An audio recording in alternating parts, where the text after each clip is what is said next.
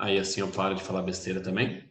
Espero que vocês estejam bem. Agradeço, inclusive, vocês terem vindo na aula, né, depois de uma prova cansativa, 40 testes. Acho que alguns talvez estejam fazendo. Não sei se vocês tinham, tipo, deu uma hora, tem que parar. Não sei como que funcionava. Mas agradeço por estarem aqui, por virem assistir a aula. Devem estar cansados e tal. A vantagem é que hoje o teminha é bem de boa, bem rapidinho. Então, não vai cansar muito a gente. É basicamente continuar da semana passada, que é formações vegetais. A gente acaba ele bonitinho. E aí, daqui a 2 semanas, a gente pensa em outra matéria, que tem uma outra vantagem também. Vai ser a última de geografia física do ano. Aí, ó, já é uma coisa boa também. É que geografia física é mais chato de maneira geral. Clima, relevo, vegetação, solos. A galera quer me bater quando ouve isso, né? Então, vamos que vamos. Galerinha, semana passada a gente estava falando das paisagens naturais, então, também chamadas de formações vegetais, né? E a gente viu aí que o principal fator de influência para elas é o clima. Lembra? À medida, então, que eu vou para o norte ou para o sul, que eu aumento a minha altitude, o clima ele vai variar, claro, ele vai ficar mais frio. Isso vai influenciar nas paisagens vegetais. Claro, quando você tiver um lugar frio e úmido, vai ser diferente de um lugar quente e seco. E por aí vai a paisagem, ela se adapta a isso, né? Então, o mapa de climas e o mapa de paisagem são quase que espelhos, né? Onde você tem tal clima, você vai ter tal paisagem em qualquer lugar do mundo. Por isso, a gente foi avançando das chamadas latitudes baixas, eu quero dizer pontos perto do Equador, que são pontos quentes, né? São regiões quentes. Então, paisagens, consequentemente, quentes, como as florestas equatoriais tropicais e como as savanas, por exemplo, que no Brasil a gente chama de cerrados, né? Isso tudo a gente viu semana passada já. E aí, se eu não me engano, galera, a gente parou aqui nessa parte de paisagens quentes. No caso, o deserto, na real, não é muito correto falar ele necessariamente quente, né? Porque ele é quente de dia e frio de noite, né? Mas, de maneira geral, a gente interpreta o deserto como um lugar muito quente, né? Inclusive, eu vi, galera, que o Vale da Morte, que é um deserto lá na Califórnia, nos Estados Unidos, registrou a temperatura mais alta por termômetros confiáveis da história ontem. Foram 55,1 graus de temperatura. Olha que temperatura agradável para se estar. 55 graus de temperatura não é brincadeira. É. Os desertos, galera, eles são compostos por xerófitas. Comentei com vocês semana passada, né? Aquela planta adaptada à baixa biodiversidade. E nós temos regiões do mundo que são quase desertos, quase áridas, como é o caso da Caatinga, por exemplo, do sertão nordestino. Quando a gente falar mais especificamente do Brasil, a gente vai falar melhor dela. Então, umas paisagens de desertos aí, né? Umas paisagens meio de fundo de tela de Windows e tal. E uma lembrancinha aí para os palmeirenses da sala. Estamos em menos, não sei quem aí de fato é palmeirense ou não, mas sempre bom ressaltar alguns pontos, né? E aí, galera, a gente vai avançando para as chamadas latitudes médias. Latitudes médias, o nome já diz, né? Ela está no meio do caminho, no meio termo. Então, não é nem tão quente, nem tão fria. Ela vai ser mais quente no verão e mais fria no inverno. Ela está mais na transição aí dos climas e das paisagens do mundo também. Então, a gente tem os climas subtropicais, lembra como do sul do Brasil, por exemplo, é um quase tropical, é um tropical mais frio. Nós temos os climas temperados. Lembra que o clima temperado, galera, é aquele com as 4 estações do ano bem definidas. Vamos traduzir isso. O inverno é bem frio, temperaturas abaixo de neve, neva, aquela coisa bonitinha e tal. A primavera é aquele renascimento com as flores, as plantas ganhando vida, os animais saindo. O verão, tudo exuberante, bonitinho, pá. E no outono as folhas vão perdendo, as árvores vão perdendo as folhas, né? Vão ficando aí amareladas para se proteger do inverno. Você tem um ciclo de fato, né? A gente chama essa vegetação, galera, de caducifólia. Um nome bonito para quem for ter uma filha um dia, eu acho, né? Caducifólia. Mas caducifólia, galera, nada quer dizer mais do que folhas. Folha vem de folha, lembra? Caducas. Folhas que ficam caducas, folhas que caem no inverno. Tudo bem? Já diria a grande poetisa, né, gente? Sandy. O outono é sempre igual.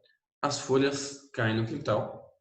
Só não cai o meu amor, pois não tem jeito não, é imortal. Eu diria que é uma frase bem profunda, bem bonita, inclusive, né? Mas a Sandy com certeza estava se referindo a uma latitude média, né? Se fosse na Amazônia, por exemplo, o outono seria sempre igual. As folhas não iriam cair no quintal. Tudo bem? Então a gente tem que ver aí para onde que a Sandy quis dizer essa música dela, né? Assim como o amor, né? Tem muito amor que não é imortal por aí também não, que acaba rápido, né? A gente sabe meio como funciona. Enfim, de toda maneira, galera, a vegetação vai ser adaptada a isso, né, como a gente chama de caducifólia, e a biodiversidade a gente chama de média. Tudo é meio mais ou menos nessa parte aí, né, galera? Não é nem tão biodiverso, tão rico quanto uma Amazônia, uma Mata Atlântica, por exemplo, mas não vai ser pobre como um deserto, por exemplo. É o meio do caminho. Tem uns animais, umas plantas ali, mais ou menos, pá. Você tem bastante onde? Na Europa, da América do Norte, na Ásia. Ou tinha, né? Porque são países, são regiões que destruíram muito essas vegetações ao redor do mundo, né? Estados Unidos, Europa, China, Rússia, acabaram muito com essas florestas. E no Brasil, a gente tem uma floresta subtropical, que é a Mata de Araucárias. Quando eu falar do Brasil, a gente fala melhor sobre. Também temos um outro clima, galera, que é aquele clima mediterrâneo, lembra? Aquele entorno do mar Mediterrâneo. É aquele clima que parece com o tropical. Só que para eles, ao invés de chover no verão, chove no inverno. Então, galera, como que vai ser a vegetação mediterrânea? Ela vai ser parecida com a do clima tropical também. Tudo bem, Bruno, mas como que era a vegetação do clima tropical? A vegetação do clima tropical era um arbustinho aqui, uma arvorezinha ali. A savana, lembra? O arbóreo arbustivo. A vegetação mediterrânea também. Você vai ter isso. Uns arbustinhos aqui, uma arvorezinha ali. Eles chamam regionalmente de maquis e garregues. Bruno, vou precisar decorar esse nome desgraçado? Não, né, galerinha?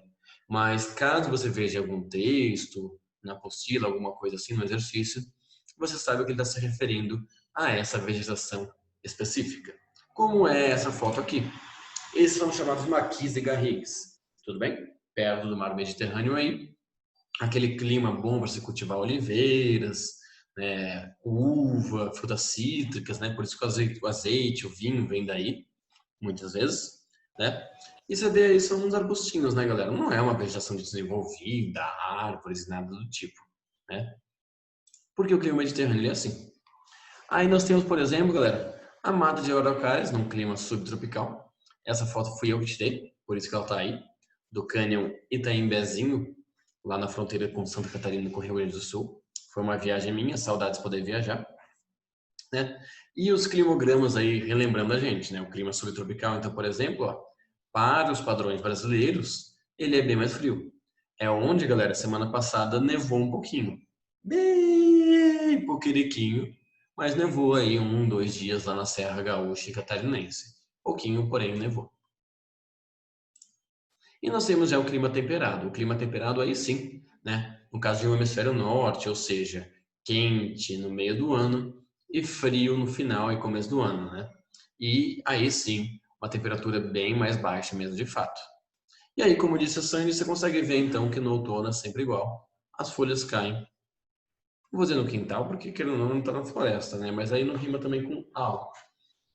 E agora? Então vou falar que cai no quintal mesmo. O outono é sempre igual as folhas caem no quintal. Aí você tem, né, galera, no inverno, aquela paisagem meio escura, meio fria, meio sombria, assim, né? Que é perfeita para um filme de terror. Se vocês repararem, gente, 98% dos filmes de terror são em áreas de clima frio ou temperado. Filme de terror, tirando a Anaconda, nunca, não acontece em clima tropical, na praia, na Amazônia e tal. É sempre uma floresta escura, fria, com gelo, as árvores sem folhas, né? Que a mocinha lá, ela ganha uma casa, uma mansão que ela nem sabia que tinha no parente que ela nem conhecia mais, mas que ela ganha lá uma herança dela. Em vez de ela vender essa mansão para morar na praia, não. Ela vai morar ela sozinha com o gato dela, tá ligado? E aí acontece todos os enrolados do filme de terror, né? É sempre nos lugares assim. Nunca é tipo, ai, na savana, tá ligado? Sempre em um lugar escuro, frio e triste. E aí temos a primavera, o renascimento e tal, bonitinho e tal. E o verão, tudo exuberante, tudo cheio de folha, cheio de vida. como parece, inclusive, a Terra dos Hobbits, lá da Terra-média. Quem não assistiu O Senhor dos Anéis tem uma tarefa perfeita para a semana que vem, então, quando estiverem de folga aí, assistir os 3, versão estendida. Vai demorar pra caramba, mas é um clássico do cinema, é uma obra maravilhosa. Assistam O Senhor dos Anéis, que é muito louco, e eu recomendo fortemente aí. Para quem já assistiu Bambi também, galera, no Bambi aí você vê bastante a transição das estações do ano na floresta lá do Bambi. É que Bambi é meio triste, né? Mas enfim. Tudo bem por enquanto, gente. Dúvidas, perguntas, questionários, elogios, reclamações, críticas, sugestões. Aproveitem o saque do Bruno. Saque é serviço de atendimento ao consumidor. De buenas? Qualquer coisa vocês falam, tá, gente? Não precisa ficar tão quieto assim. Pode falar.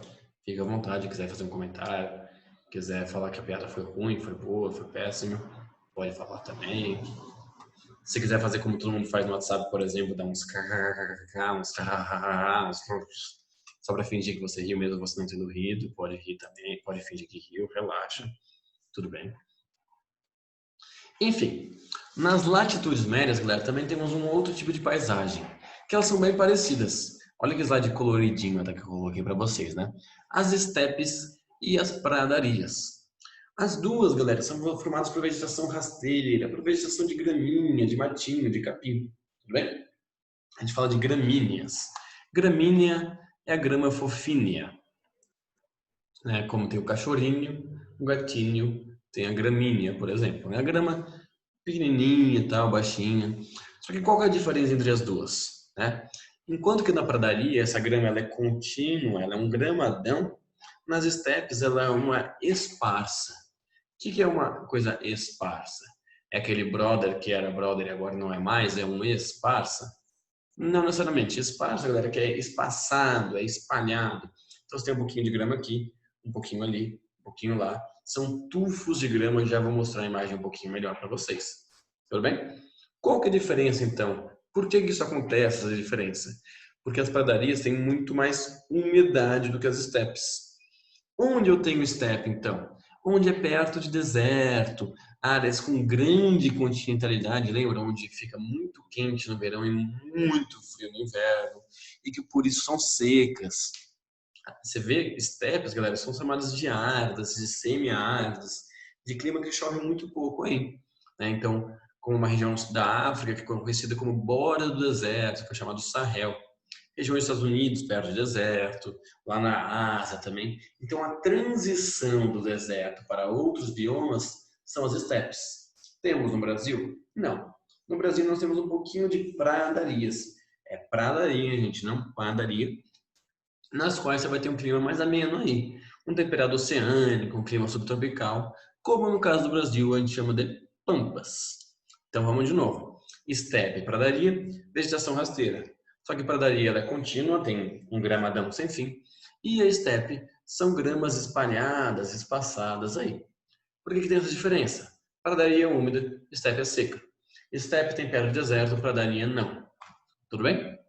Essa reparada aqui, galera, que eu coloquei a estepe aí com uma cor mais marronzinha, mais de areia. E a pradaria mais um verdinho para lembrar a vegetação. É tudo, ó, estrategicamente pensado, toda minha estratégia do grego strategic. Então dá uma olhada, galera. Essa foto de cima é uma estepe.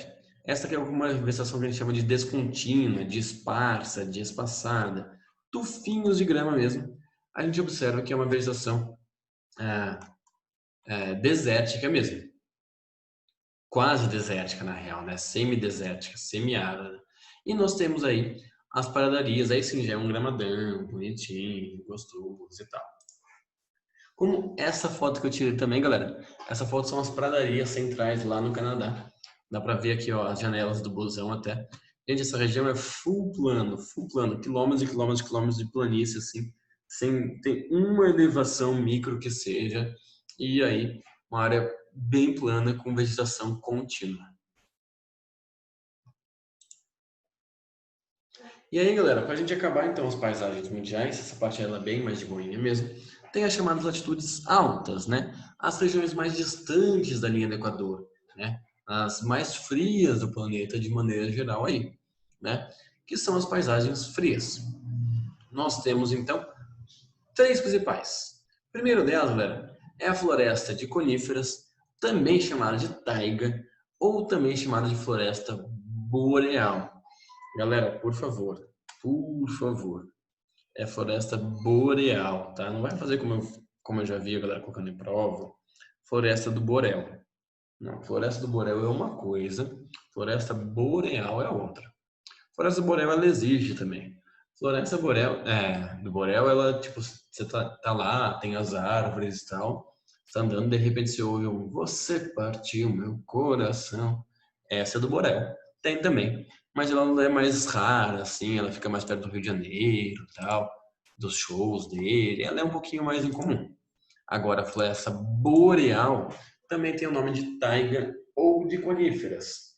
Galera, por que ela tem o nome de coníferas? Justamente porque a vegetação tem o formato de cone, um pinheirinho mesmo de fato, né? Por que isso?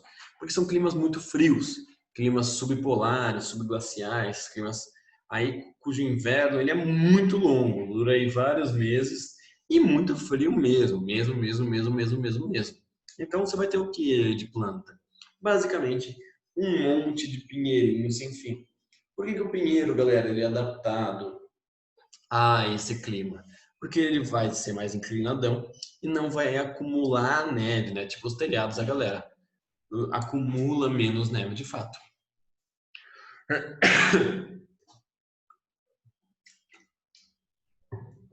Então, o pinheirinho, ele tem formato de cone. Daí o nome floresta de coníferas ou taigas.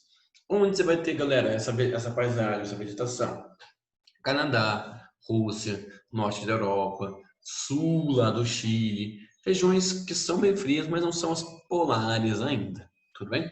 É o quase polar, é o quase totalmente frio. Você vai ter aí um inverno muito rigoroso, muito frio, e quem se adapta a ele? Poucas plantas, poucos animais, baixa biodiversidade. Aí quando você chega, galera, na região polar mesmo, de fato, a gente tem a chamada tundra. Galera, muita gente confunde taiga com tundra.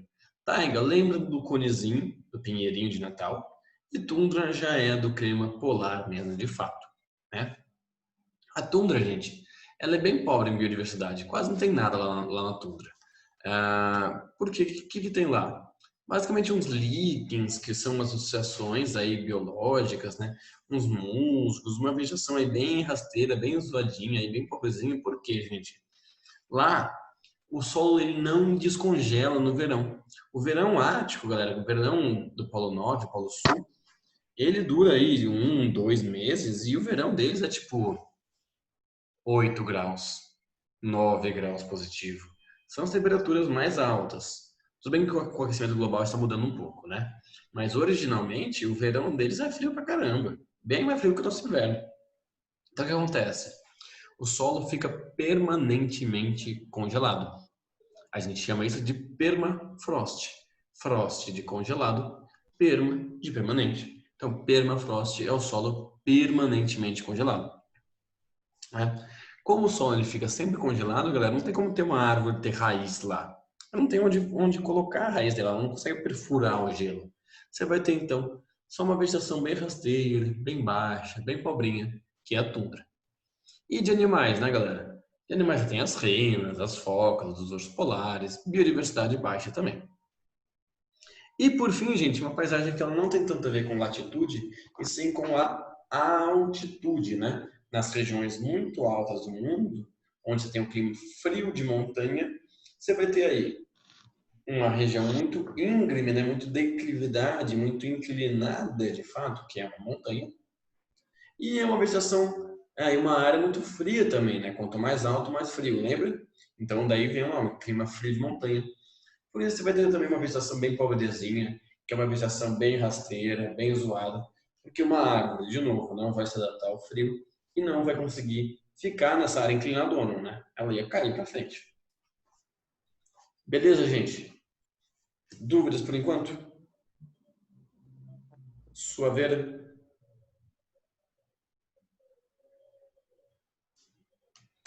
Então dá uma olhadinha, galera. Só faltou aí me orgulho de dizer que fui eu que tirei também. lá quando eu estava no Canadá, lá de um teleférico. E essa aí, então, temos a floresta de coníferas, a floresta boreal ou taiga, que é um monte de pinheirinho mesmo, um monte de cones, sem fim aí, perder de vista, baixa biodiversidade, porém bem bonitinho, né? Meio cara natalino mesmo, né? Pinheiro de Natal e tal. É bem bonito de ver, galera. Recomendo aí quem puder um dia. Não é do Borel, é boreal, hein? Essa aqui, felizmente, também fui eu, tirei uma das minhas últimas viagens antes da pandemia acabar. Isso aqui é no Brasil mesmo, lá no Pico das Agulhas Negras. Isso aqui é a vegetação de altitude, tudo bem? Um estufinho de matinho mesmo, para não falar de outra maneira. Tá vendo? É tipo, ó, mais inclinado, pá, um estufinho de mato mesmo e acabou. Vocês podem reparar, né, galera, que geógrafo gosta disso, gosta de viajar para ficar tirando foto para usar em aula. Ah, geógrafo vai no bar, vai na balada. Não, geógrafo gosta de viajar e ficar tirando foto para mostrar para aluno. É essa a nossa vida. Essa é uma fotinho da tundra. Infelizmente não fui eu que tirei ainda, porque um dia eu ainda vou conhecer a tundra. Mas você vê então, galera, uma vegetação rasteira, meio seca, meio avermelhada até, né? Porque o frio ele até queima a tundra mesmo, de fato, né? Então você tem aí essa vegetação bem pobre, com solo congelado. Olha essa imagem, galera. Olha como o solo fica sempre congelado nessa região. Então não tem como ter uma árvore mesmo, de fato. É isso aqui que a gente chama de permafrost. Solo permanentemente congelado. E aí, uma fotinho de Nuuk, capital da Groenlândia, tudo bem? Bem bonitinho se a gente parar pra pensar, né? As casinhas coloridinhas, né? Com tradição dos pescadores, galera que pesca baleia, foca e tal. Deve ser aí frio para uma desgraça, porém bonitinho até, né? E galera, lembrando então que a fauna lá da tundra é renas, ursos, né? Caribus, focas, sei lá. E sempre é válido aquela afirmação, aquela pergunta muito importante. Vocês já conhecem, né? Por que tem cama elástica ou trampolim no Polo Norte? Para o famoso urso polar. Na real, galera, o urso polar, né, é aquele urso que ele adora neve. Né? Ele sempre gosta muito de neve, por isso que ele mora lá. Agora, o urso bipolar, às vezes ele gosta, às vezes não. Entendeu? Entendeu? É? O urso bipolar, o urso polar. Por que tem cama elástica para o urso polar? Fala a verdade, vai. A da cama elástica ela é mais manjada, mas do urso bipolar é diferentona, vai. Não? Não foi bom? Aí ganhei uns kkk, já foi. Já fiquei feliz, aí sim. Vai, é bom, vai. O urso bipolar gosta de neve, às vezes não. Galera, pra gente acabar a aula bem rapidinho também, tem uma versão 2 dessa parte, só um segundinho aqui, mais rapidinho ainda, que são outras paisagens que não dependem tanto necessariamente do clima, da latitude e tal aí. Então, opa, peguei errado aqui. É Paisagens Naturais 2, o retorno. Rapidinho eu falo delas, a gente acaba isso e é GG essa aula aí para vocês. Então são paisagens que não dependem tanto da latitude. Quais são elas? Nós temos os manguezais, por exemplo. A gente costuma falar mangue, mas mangue é um só. O plural de mangue é manguezal, né? Que você tem uma transição, galera, entre os ambientes marinhos e terrestres, né? Já volto um pouquinho aqui, mas só mostrando uma foto do mangue. Essa que felizmente fui eu que tirei também. Muitos de vocês também já devem ter visto, galera, na praia. Não que tenha necessariamente entrado no mangue, indo de barco, coisa assim, mas já deve ter visto em alguma praia, passando pelas estradas e tal. Ainda temos um pouco de manguezal, devíamos ser muito mais, mas ainda temos um pouco de manguezal. É um ambiente de transição entre o oceano e a terra, né? Então as raízes, galera, a gente chama de raízes aéreas, higrófilas e halófilas. Higrófila é uma raiz adaptada à quantidade de água e halófila à quantidade de sal. Claro que não precisa decorar isso, mas o que a gente consegue ver, galera, como você tem aí essa lama próxima ao mar, as raízes têm que literalmente sair da terra para poder captar nutrientes, oxigênio e tudo mais. E elas são adaptadas ao sal marinho também. Os mangues, galera, você tem grande quantidade de matéria orgânica em decomposição. Por isso que tem um cheiro de podre mesmo. O mangue fede, né? Não sei se alguém já foi aí, mas ele fede bastante mesmo, de fato. Só que justamente por isso ele é muito importante para a biodiversidade marinha. Boa parte dos animais que vivem no mar, galera, eles nascem, têm berçários no mangue. Uma série de caranguejos, siris, camarões, peixes, lagosta, tudo nasce no mangue e se dirige para o mar depois. Então, se o ser humano, para variar, destrói por causa de esgoto, de lixo, de resort, de estrada, isso é péssimo para a biodiversidade marinha.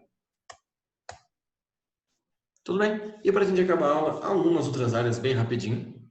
Temos as matas ciliares, ela é aquela que a tia da terceira série fazia assim, ó, gente, cílio, sabe? Como o cílio do olho, que protege o olho e tal.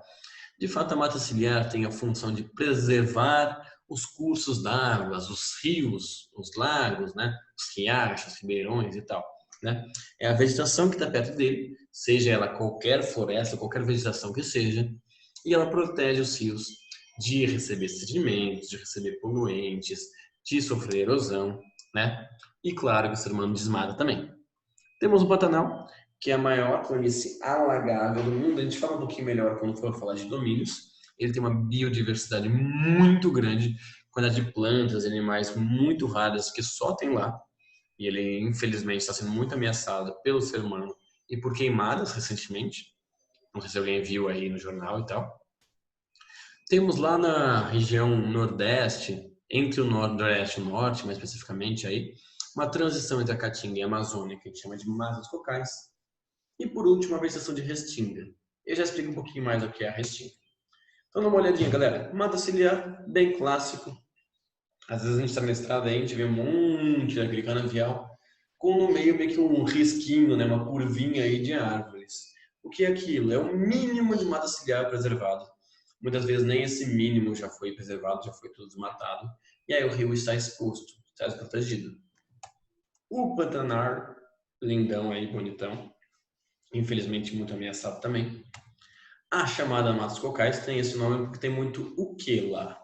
Tem muito caju, muito mamão ou muito coco? Tem muito coco, né, galera? Porém, não é o coco verde que a gente come e tal, é o coco do babaçu, da carnaúba, que são árvores muito importantes para a região. Tudo bem? E nós temos também a restinga. Voltando um pouquinho aqui, galera. Vegetação de restinga, então, são plantas que estão perto do litoral, mas mais perto do que o mangue ainda. É a planta da praia mesmo, de fato. Então, restinga tem dois nomes, tá, galera? Essa faixinha de areia, que às vezes fica aí perto do mar, que se estende para o mar, é chamada de restinga, como essa no Rio de Janeiro, por exemplo, tudo bem? Mas a vegetação de restinga é essa daqui. Essa aqui você já deve ter ido para algumas praias, vocês sabem aí, aquela que você está queimando o pé pela areia, e às vezes tem uns espinhos na restinga também, você sai correndo com o pé meio... é aquela armadilha, aquele bait, para você chegar na areia mais de boa mesmo, de fato. Essas fotos também eu tirei a última vez que eu fui para a praia.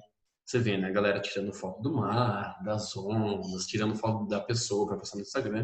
E eu viro as costas e tiro foto da restinga para usar em aula, que eu sou desses. Ela é importante também? É, porque sem a restinga, o mar vai levar muito mais fácil a areia, a praia começa a acabar, tudo bem? Então ela é muito importante ser preservada também.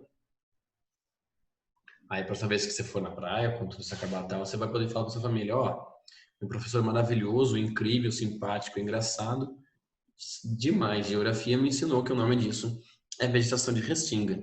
Ela é fundamental para conter o avanço da erosão marinha sobre as costas oceânicas e litorâneas. Olha que chique. Fala a verdade, hein? Galera, por hoje é apenas isto. Aí, eu gostei uns elogios aí da minha piadinha. Obrigado, obrigado, fico feliz. Gente, tem uma listinha pequena. Estamos na apostila 6, tudo bem? Sei que tiveram prova hoje, mas semana que vem eles não têm aula, então dá tempo de fazer bem de buenas mesmo. É a apostila 6, módulo 31. Exercício 1 a 7, tudo quase, tudo teste, vocês fazem rapidinho aí.